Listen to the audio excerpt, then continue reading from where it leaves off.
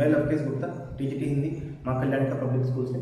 और आज हम कक्षा 7 पसंद पाठ 2 दादी माँ कहानी जो सुशांत सिंह जी द्वारा रचित है उसके अगले भाग में है। ये उसका अगला वीडियो है। तो पिछली बार हमने देखा था कि जो पिताजी ने दादा के श्राद्ध में, दादाजी की मृत्यु के बाद उनके श्राद्ध में जो अतिल संपत्ति व्यय की जो उनकी नहीं थी, उससे क्या हुआ कि स्थितियां और डामाडोल हो गई। खासकर मुंह में राम बगल में छुरी रखने वाले जो दोस्त थे, जो मुंह पर तो अच्छा कहते थे और पीठ पीछे जाके बुराई करते थे, उन लोगों ने परिस्थितियों को और बुरा कर दिया। ठीक है, और अव्यवस्थित कर दिया। डामाडोल का मतलब क्या होता है? और अव्यवस्थित कर दिया। आगे देखिए, दादी माँ अक्सर उदास रहा करती।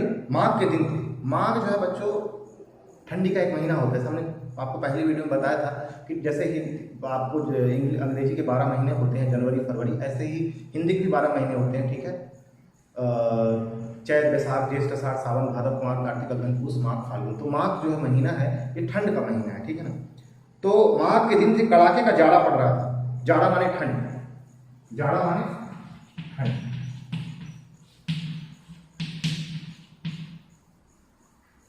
और इसीलिए जाड़े में जो बुखार आता है तो एक दवा आती है, जूड़ी ताप बोलते हैं उसको। ठीक है ना, जूड़ी।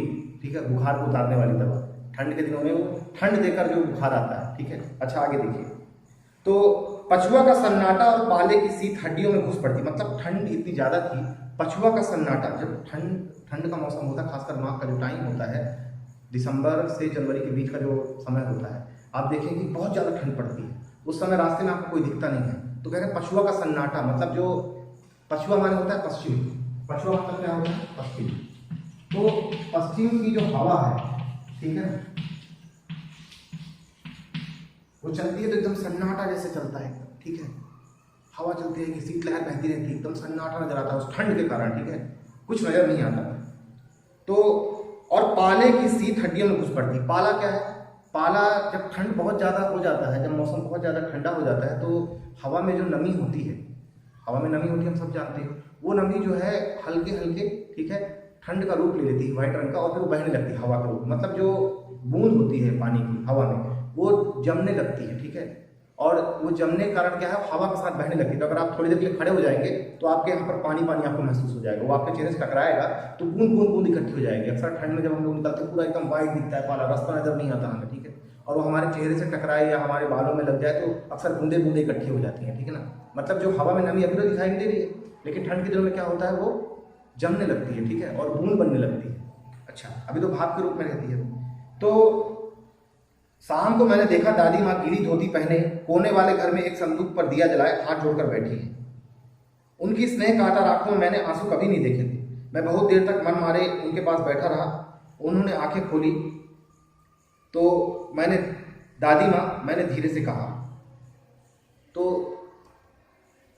दादी माँ जब श्राद्ध का दिन था तो ठंड के दिनों में क्या हुआ कि उन्होंने एक संदूक लिया और संदूक पर एक दिया जलाया और दिया के ऊपर हाथ जोड़कर चुपचाप बैठे और वो प्रार्थना करने लग गए।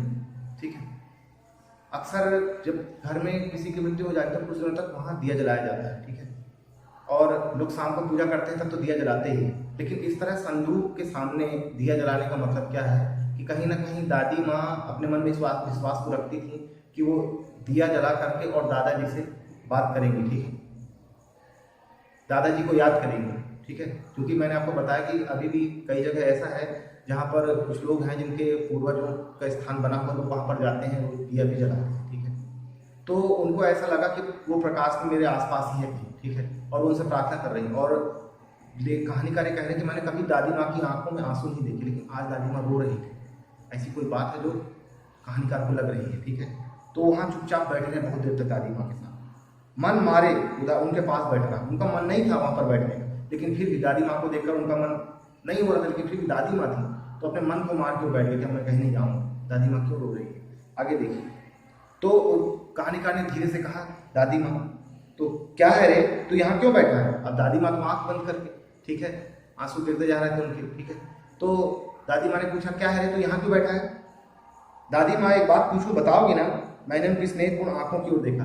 तो कहानीकार ने उनकी आंखों की ओर देखा और कहा, दादी माँ एक बात पूछूंगा, आप उसको बताएंगे ना? तो दादी माँ बोलती है, क्या है कुछ? तो कहानीकार बोलता है, तुम रोती थी। मतलब कितनी भावनात्मक बात है ये, कितनी भाव संवेदना से भरी हुई बात है। ठीक है, बच्चे अक्सर ऐसा करते हैं।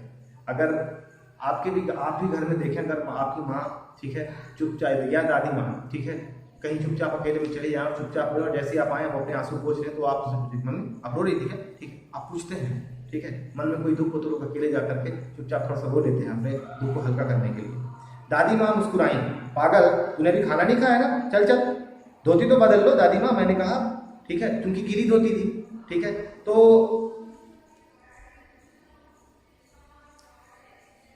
दादी माँ मुस्कुराई, दादी माँ ने बात को बदला, क्योंकि अभी तो वो खुद, ठीक है, एक तरह से दुख में डूबी हुई थी, और ये बच्चा अगर उस बात को क्या समझेगा अगर मैं इसको कुछ कहूँ भी तो, ठीक है। तो उन्होंने कहा कि ये सोचा कि छोटा कुछ समझता तो है नहीं, तो उन्होंने कहा अरे पागल, ठीक है, पागल वाले जो नहीं समझता, ठीक है, ना समझ, तूने भी खाना नहीं खाया ना, चल चल। बात को पलटते उन्होंने कहा कि तूने भी खाना नहीं खाया, चल चल यहाँ से।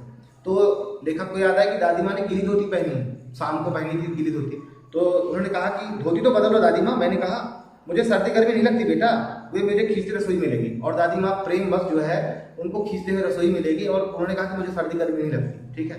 अक्सर लोग ऐसा करते हैं, ठीक है, जब छोटे बच्चे अपने से बड़ों को कुछ काम करते हुए देखते हैं, और देखते हैं वो थक रहे हैं, तो वो पूछते कि आप थकते नहीं हैं क्या, ठीक है, आप थके हों थोड़ा आराम कर लीजिए, तो वो लोग उनको बताते कि नहीं हम थके नहीं हैं, अभी हम और काम करेंगे।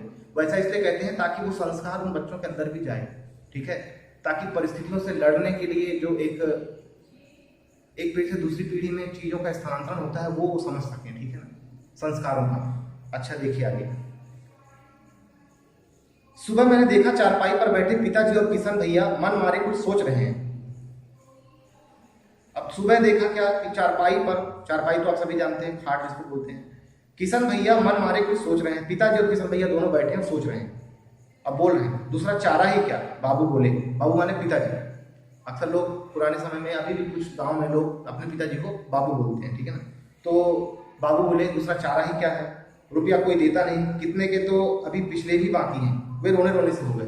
अब हुआ क्या, क्यों ऐसी हालत है, ठीक है, पिताजी की, जो कहानीकार के पिताजी की हालत ऐसी क्यों हुई कि दादाजी के श्राद्ध में बहुत सारा अतुल संपत्ति लेकर, अतुल माने बहुत सारा, ठीक है, जितना पैसा खर्च नहीं करना था उतना खर्च कर दिया, और अब सबके कर्जे पर लग गए, क्योंकि संपत्ति तो उनकी थी नहीं, तो क्या किया उन्होंने, कर्ज ले लिया।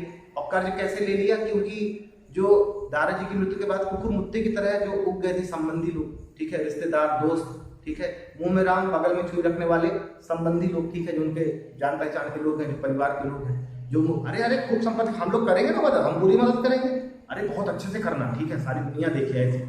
अब बहुत सारा पैसा खर्च करा दिया, पैसा उठा नहीं, उधार ले लिया, अब वो पैसा कहाँ से चुकता होगा, उसी की चिंता में डूबे हुए हैं, वो रो रहे हैं।